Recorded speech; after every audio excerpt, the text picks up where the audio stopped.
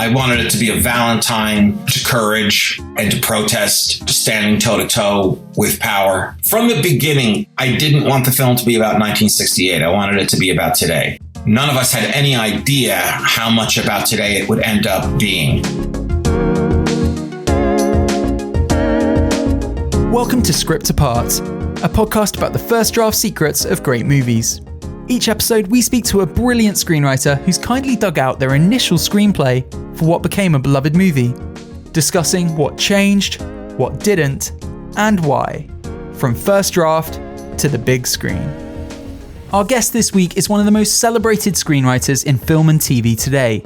Aaron Sorkin is the storytelling titan behind The Social Network, Steve Jobs, The West Wing, Moneyball, A Few Good Men, Charlie Wilson's War, the list goes on. Across a glittering 3-decade career, Aaron's screenplays, full of snappy dialogue, rousing speeches, and engrossing drama, have imagined an America in which principled heroes stand tall against Goliath-like institutions.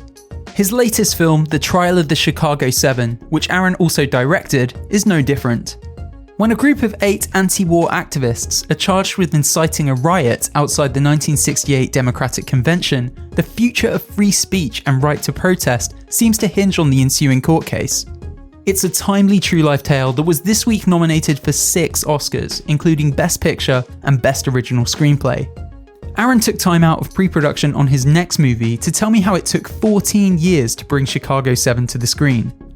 We also delve into the troubling Trump-era political developments that gave the story new urgency, his own process when it comes to writing first drafts, the importance of writing dialogue as though your characters are yelling at the heavens, and what happened when he took a meeting with Marvel about making an Aaron Sorkin superhero movie. This is the latest episode in an awards season mini-series that we've been running, speaking to writers behind this year's big Oscar and BAFTA contenders. And like all those other episodes, this is a spoiler-filled conversation, so if you're yet to see The Trial of the Chicago 7, hit pause now, go check it out on Netflix, then come back as we delve into every detail of this great movie. Since we started Script Apart last June, we've had so many messages from you guys, the listeners, letting us know which screenwriters you'd love to hear on the show. Aaron, as you might imagine, is one of the most frequently requested names, so we're delighted to bring you this episode. Thanks as ever for tuning in. You're listening to Script Apart, hosted by me, Al Horner, produced by Camille Demek.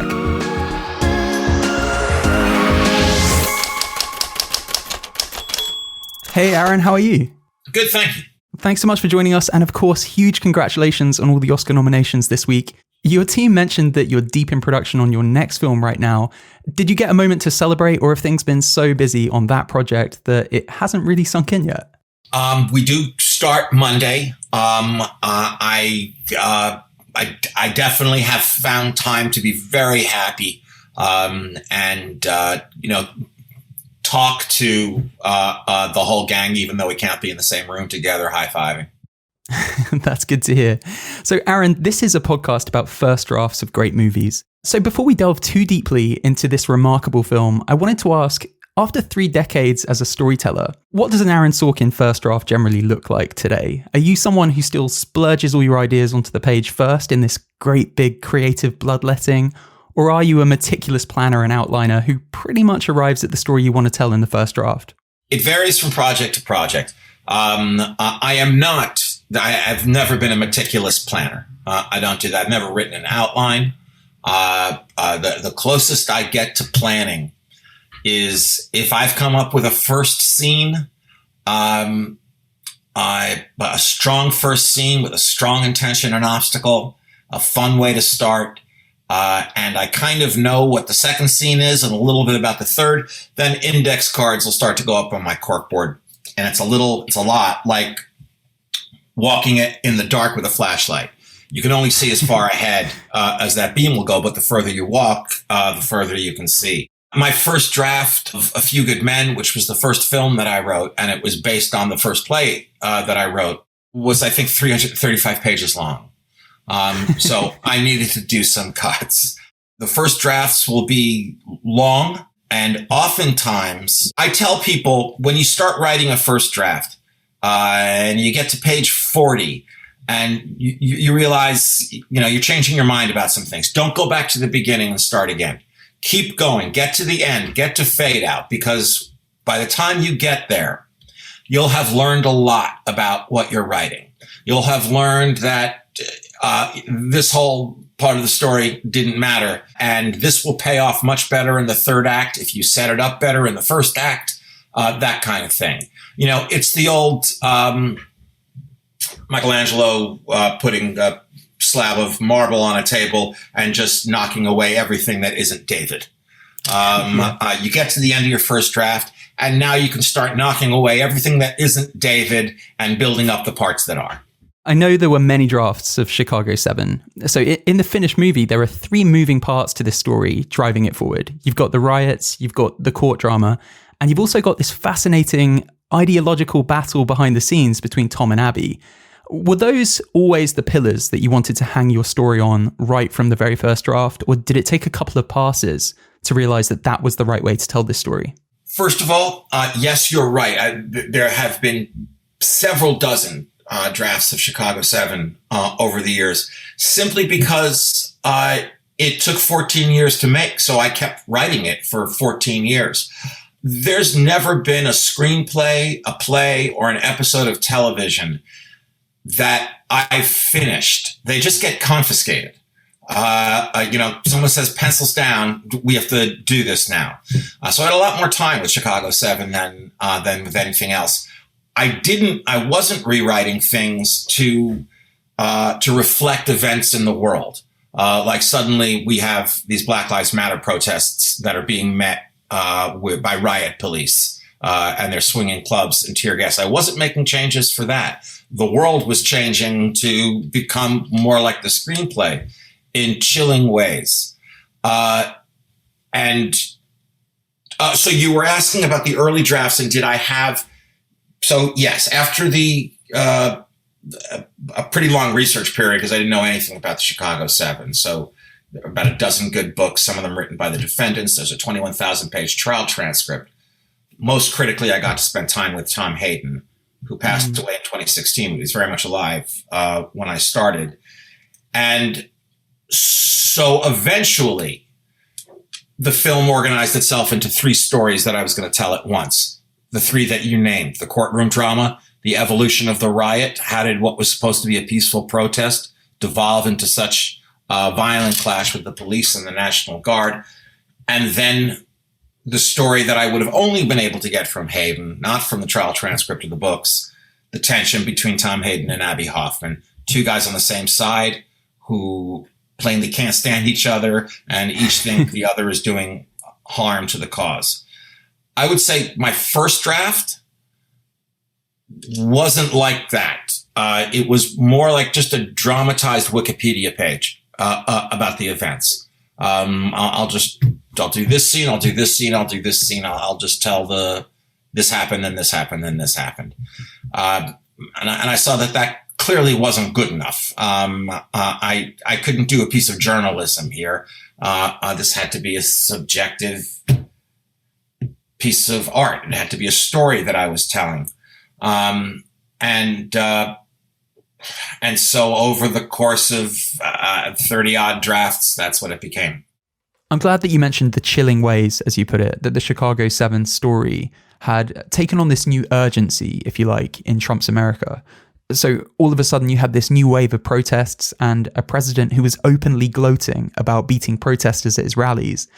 It's not just an American thing, this anti-protester sentiment that's been on the rise. I mean, over here in the UK just this week, we've had this new policing bill go through Parliament full of quite frightening clampdowns on the right to protest. But from the sounds of it, you resisted the temptation to rewrite anything, to lean further into the timeliness of your subject matter. You almost didn't need to. Is that correct? Not a thing. Like I said, I wasn't, from the beginning, I didn't want the film to be about 1968. I wanted it to be about today. None of us had any idea how much about today it would end up being. But I didn't make changes to reflect something that was going on in the newspaper or on the news. Like I said, the world just kind of kept changing to be more of a reflection of what was going on in our film. You're right. It was the election of Trump and the rallies that he was holding where he would get nostalgic. There'd be a protester, and he'd get nostalgic about the old days when we carry that guy out of here on a stretcher. I'd like to punch him right in the face. All of that. Steven Spielberg felt that the time to make the film was now.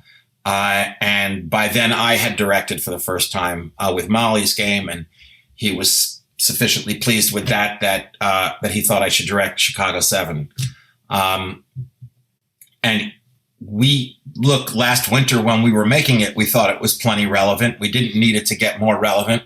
But then May came along with the police shootings of Breonna Taylor and George Floyd and the protests that followed. And the grand finale on January 6th, when not just Trump, but several people stood at a microphone in Washington and did exactly what the Chicago 7 were on trial for doing.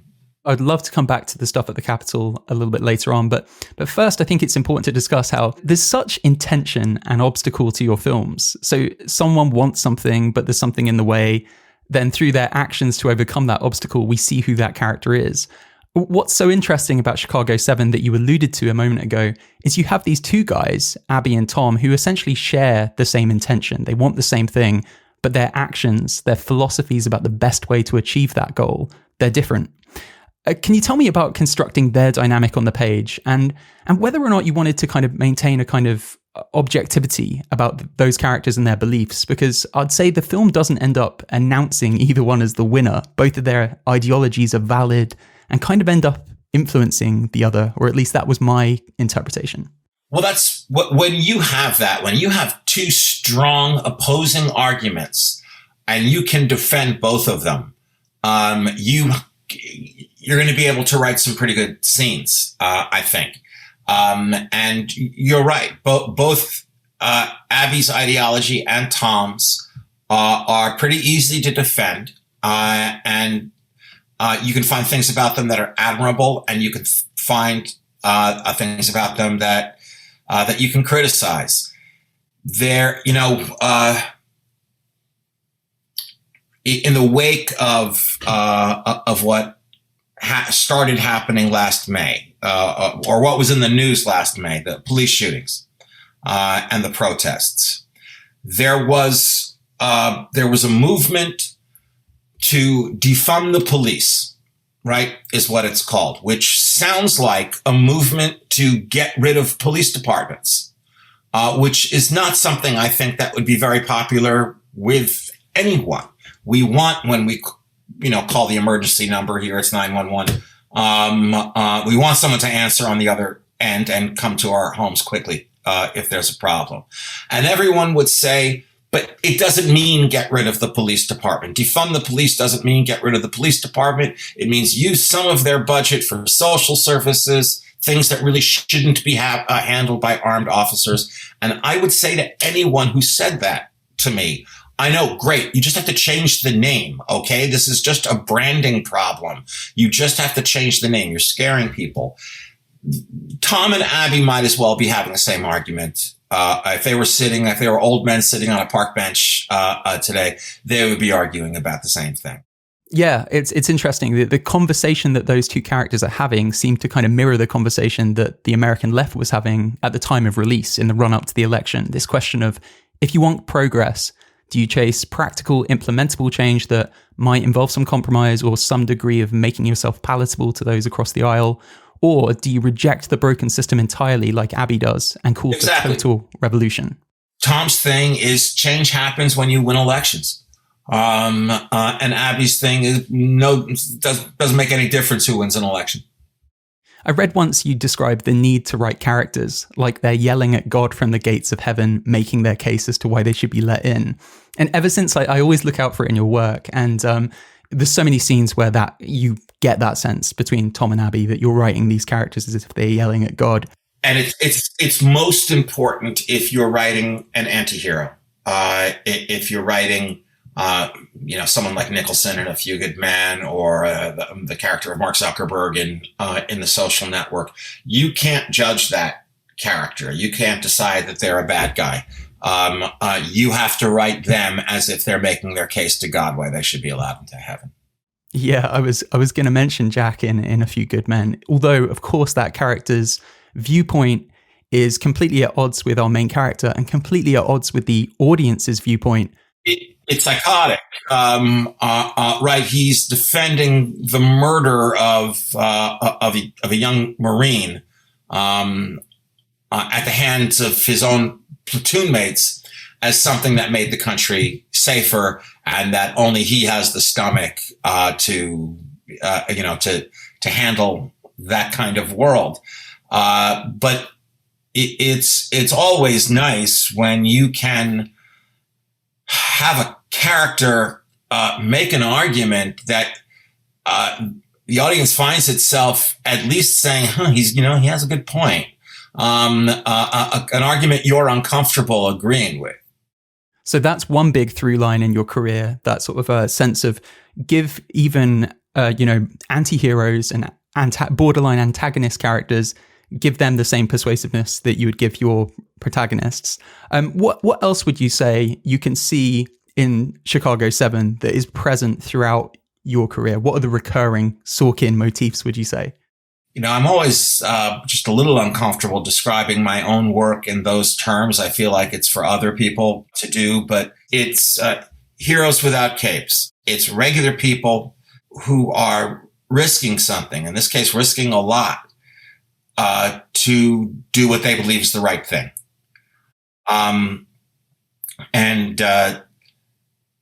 This is a film, The Trial of Chicago 7, that you end up feeling good at the end with. It's a testament to the human spirit. It's a testament to courage, the courage of people who go toe to toe with power, at great risk to themselves. At least over here, our elected leaders, like congressmen and senators, don't stack up well in the courage department to those protesters. I'm assuming you know who Colin Kaepernick is? Yeah. Okay. Here's a guy who risks, and it looks like has given up, will not have a career as an NFL quarterback, because he took a knee during the national anthem to protest police brutality. Is that ever walking the walk and putting your money where your mouth is? You can look forward to lots of Reddit speculation about, is Sorkin going to write a Colin Kaepernick film? That's incoming now. Brace yourself.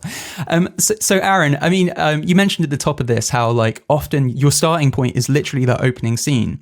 And this film has such a fun opening scene that does a lot of, heavy lifting in terms of it drops us right into this world, the political situation at that time. It also gives you a sense of who the characters are and the ways that they're different from each other, thanks to that really fun device of having the characters finish off each other's sentences, but often kind of take their meaning in a completely different way. Was that scene in there from the very first draft? That was in there from the first draft. I wanted to accomplish two things, or at least two things. One, exactly what you just mentioned, that there were, of course, 8 members of the Chicago 7, and they are not all of the same stripe. You can't put them in the box of, they're hippies, they're high, they've dropped out, they're just all about the summer of love. These were 8 very different people. And I wanted to show that while introducing our main characters. I also like to kind of parachute the audience into a situation that's already going 100 miles an hour. And have them, anytime you can get the audience to participate in the story, get their minds working, make them sit forward a little bit to try to figure out what's going on. It's exhilarating for an audience. I know it is for me when I'm part of an audience. So I wanted to do that. I needed to show and finally, I needed to show a country coming off the rails. I needed to show the temperature going up, that the draft call is being raised, more and more casualties coming back from Vietnam, the assassinations of Martin Luther King and Bobby Kennedy. And then we start hearing that thousands and then tens of thousands of protesters will be coming to Chicago. And on the other side, we're hearing that Mayor Daley is bringing in thousands and then tens of thousands of riot police and National Guardsmen. And we just know we're headed for a big problem here. So I wanted to capture that in the prologue. I needed our composer, Daniel Pemberton, to score the whole thing, the whole prologue, wall to wall, and to not score to what was on the screen, score the opposite. I don't know if a composer has ever been given this direction before, but I told him that his music had to be ironic. What was originally scripted was that the whole thing was going to be against the Beatles getting better all the time, which would have been ironic. But there was just too much dialogue in there to use a song that had lyrics. So this was going to have to be original music. But I told Daniel it has to be as ironic as getting better all the time. It has to keep kind of jacking the temperature up a little bit in the music. And I think he did a sensational job of that. And also, I guess, like, you know, the Beatles would have rooted it very much in that time. And this is not a period piece. I think I kind of was aware on my second watch that, you know, there's no kind of all the sort of signifiers of that period that you often see in a film like this weren't there, and it made it feel all the more relevant. That was a very conscious effort, and the result that you just said is music to my ears. The getting better all the time, notwithstanding, which isn't in the movie, nor is any source music at all. It's all original score. But I consciously and made this clear every day to the department heads, and we weren't going to lean into the 60s. Like I said, I wanted it to be about today and not 68. We were going to be true to the period, but we weren't going to flood the frame with a 60s aesthetic, with peace signs and tie-dye and psychedelic things. And it wasn't going to be the usual 1960s protest songbook. It wasn't going to be Sympathy for the Devil or Fortunate Son. It was going to be a film score, an orchestral film score to, just like you said, put as little as possible in between what the audience and what was happening on the screen. And a lot of the comedy in the film, Aaron, comes from Abby because, well, the real life Abby was hilarious. Can you tell me how you viewed that character? Because while he's extremely funny, there's substance beneath that humor. The scene in which he wears the robes in court is an absurdist response to what he sees as an absurdist institution, the American judicial system. You didn't have access to the real life Abby the way you had access to the real life Tom. How did you go about getting inside his head? You know, I feel like I had some access to Abby by reading what he'd written, by looking at a lot of clips, and by deciding that for me, one of the most interesting things about Abby that I could present was what was underneath the clownish exterior. I wanted to see that. And it became, you know, when I was writing it, I didn't know that Sasha would be playing the part, but it became even more delicious with Sacha Baron Cohen playing the part. Someone who, this is the first time he's played a dramatic role, but it's someone who we know as maybe the single greatest clown in the world, right? Is playing this part. So I'll tell you that at first, I wasn't really sold on Abby. I wasn't seeing anything but the clown. I found myself agreeing with what Hayden would eventually become, that he's doing more damage than good, that as kind of the right's caricature of what a progressive is. And then one of the first producer on the film, Walter Parks, showed me a piece of film of Abby at a press conference, and we dramatized this in the film. We show this press conference. It's very short, but it's Abby and Jerry Rubin. And in court that day, there was a whole discussion about a joke that Abby made about calling off the revolution for $100,000. Give me $100,000 and I'll call the whole thing off. Was it a joke or was he serious? And at this press conference, a reporter is kind of hammering Abby on, what's your price? What's your price? We know what you do for $100,000. What's your price? What's your price? And you see suddenly in Abby's face, every drop of the clown just disappear. And he says, my life. And it was a completely honest moment. It wasn't bombast. It wasn't bad movie dialogue. He meant it. And that's what kind of turned me around on Abby, and made me look at him a little harder, made me want to be able to make his case why he should be allowed into heaven. That's interesting that would be the thing that unlocked the character for you. Abby's just one of the, fascinating ensemble of characters here. Bobby is another really, really captivating character. And I was amazed, actually, when I was kind of preparing for this conversation, like looking up the events of the trial and what was, fact versus fiction. And I was quite shocked that so much was ripped straight from real life. I mean, the fact that Bobby was physically gagged in a trial where freedom of speech and right to protest is under threat. You almost couldn't write it. It's so on the nose, but that. Well, you couldn't. I don't think if it hadn't happened, you'd be able to get away with writing it, because people would say, well, now I'm not buying any of this anymore. So there doesn't seem to be any jeopardy, but it sure did happen.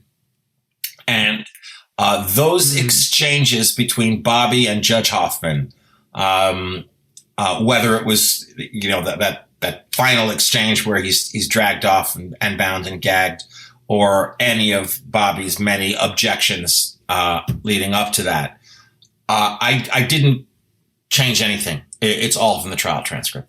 And what do you think his role in the film brings to the movie? There's an extra dimension that it lends to the lesson of the film, if you like, or at least this was my take. Bobby's role in this story feels important in underlining how, in matters of censorship, in matters of governments clamping down on people's rights, the rights of people of color are invariably clamped down with greater brutality and severity than those of white people. Without a doubt. I think, no pun intended, the jury is back on that. In a trial where it's hard to figure what any of the defendants did exactly to warrant being charged with this very serious crime, the fact that Bobby was among them was just insane. Bobby he was in Chicago for 4 hours. He had nothing to do with organizing any of the protests where anyone clashed with the police. He was, as he said, put there to scare the jury, to make the defendants look scarier. We see that today too. The people on the right badly want to conflate, Black Lives Matter with terrorist organizations. Want to call Black Lives Matter a violent organization, that BLM and Antifa are the same thing, when Antifa isn't really an organization. Now, this country has a long history of using Black people as scary props. And by the way, Bobby kind of makes that point in his scene with Rylance and Hayden when they come to tell him what's happened to Fred Hampton. That, you and I are here for different reasons. And what can you tell me about the evolution of the ending, Aaron? Were there ever other versions of this ending that existed in earlier drafts? That question, were there ever other versions of the ending? There must have been early on a different version of the ending, but I can't remember what it was. So I'm not 100% sure. I ended it the way I did. First of all, I wanted, not to sound trite, I wanted the movie to have a happy ending. I wanted to feel good at the end of the movie. I want people to have that goosebump experience, the lump in your throat experience. I wanted it to be a Valentine to courage and to protest, just standing toe to toe with power. And so everything was kind of headed toward that ending with Hayden. Once again, to music, and to Daniel Pemberton. I told Daniel before we started that he wasn't going to be able to write the last cue of the film, which is usually a disappointment to a composer. They want to write the last music cue of the film the way a writer wants to write the last scene of a film. Yeah. Because that was going to be the only time I was going to use source music. Hayden was going to start reading the names, and we were going to hear a new cover that we were going to produce of Here Comes the Sun. The Beatles once again, though I had now cut it from the beginning. And we were going to feel great. Here Comes the Sun was going to start, and it was going to feel just the way the song wants you to feel. It's been a long, cold, lonely winter, but the skies are clearing up. Here comes the sun. Everything is going to be good now. And so we're in post, and we finally, we're roughing through the film, and we get to the end, and we put a cover of Here Comes the Sun there, and it doesn't work at all. I mean, not only doesn't the moment work, but suddenly the whole film doesn't work. I mean, everything just amounted to nothing. You're feeling nothing at the end of this. And so I went back to Daniel and told him what had happened, told him everything I just told you, and said, you're going to have to write something that's better than the Beatles. You're just going to have to write something more emotional than the Beatles. And he did. Take that, McCartney. Well, Aaron, your films have always seemed to me to be these examples of how conversation, persuasion, decency, reason, these things can win out. And I think that's true of Chicago 7 too. You managed to pull through the Trump era with that belief seemingly intact, this film would suggest. Were there moments, though, where that belief was challenged and where you wondered whether you would still be able to tell these tales at the end of it about the power of good old-fashioned logic, reason, decency, and so on?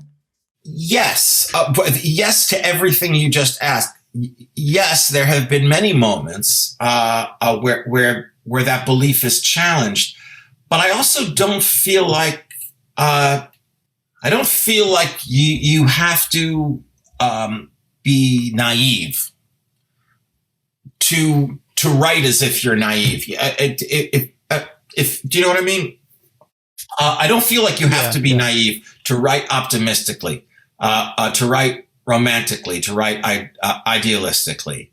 I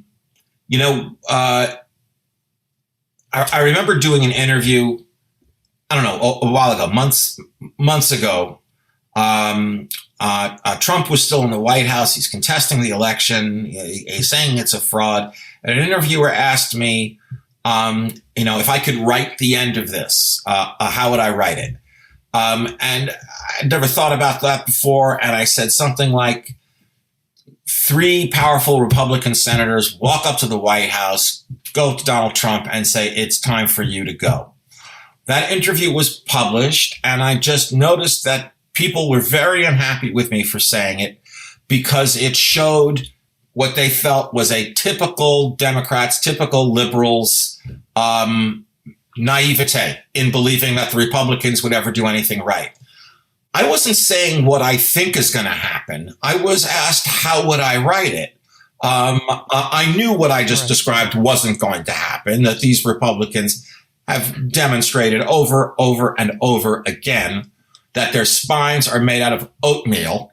I was asked how, and if I was going to write it, I would write the more optimistic version. I'm not a journalist. So it's not important to me to write the way I think something would happen. Which takes us back to that topic that we touched on at the top of the show. You have become like a chronicler of modern American history. It's an interesting sort of divide in your career. Like early on, there were these situations and characters that you told stories about. They were wholly invented.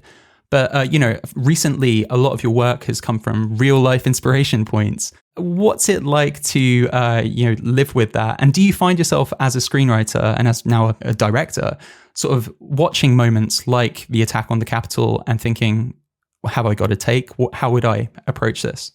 I do. That's a vocational hazard. I kind of look at anything and think, is there a story there? My first thought is that a play? It's always, is that a play? If it's not, okay, is it a movie? Is it a TV series? Is it anything? But I didn't intend to.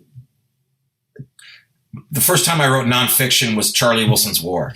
And when I was done with that, I said, I'm never writing nonfiction again. Certainly not where the people are still alive. And right after that, I wrote The Social Network. And then right after that, Moneyball, and then Steve Jobs, and then Molly's Game, and now Chicago 7. So it's been, since Charlie Wilson, nothing but nonfiction. And what you need to do at some point in the process is kind of fall out of love with the facts, fall out of love with the journalistic version, and have these people, treat these people as characters in your story. Okay, this is my Tom, this is my Abby, this is my Bobby, this is my courtroom. You have to treat it like that. Well, Aaron, I could sit here and talk about this incredible film and your incredible career all day, but we're running out of time. So I just want to ask one last question before we go. We're fast coming up on 30 years since A Few Good Men, or at least the screen version. You have achieved so much in that time. Is there anything that you've not done yet that's a little bit different that you'd still love to explore? And I ask because I remember in 2017, you telling reporters on, I think it was the red carpet for Molly's Game, that you had some meetings with Marvel and DC coming up. What happened there? And is that a type of filmmaking that you'd still be open to exploring? I had terrific meetings with Marvel and DC. I don't... I love their movies. I just don't know if I'm qualified to make one of them. But to answer your broader question, is there anything I haven't done? There's plenty I haven't done. But mostly, you know, one of the nice things about being a writer, you get better as you get older. So I don't think any writer wants to think that they've already written the best thing they're going to write. And I hope I haven't. So I'm just trying to tell stories well. Well, this has been so much fun, Aaron. Congratulations on this great movie and best of luck at the Oscars. I really appreciate that. Thanks very much. It has been fun. You know, my fingers are crossed that it gets to happen in person, because in my head a scenario keeps playing out where you run into David Fincher, grab a drink at the bar, and one of you says, hey, so about that Social Network sequel. Okay, I would love that to happen. I'm going to send him this little clip. Great. Well, thanks so much, Aaron. Really appreciate it. Thank you. Take it easy. You've been listening to Script Apart, hosted by me, Al Horner, produced by Kamal Demek, with music from Stefan Bindley-Taylor. Get in touch. You can find us on Twitter, Instagram, or you can email us, thescriptapartpodcast@gmail.com. Thanks for listening. We'll see you next time.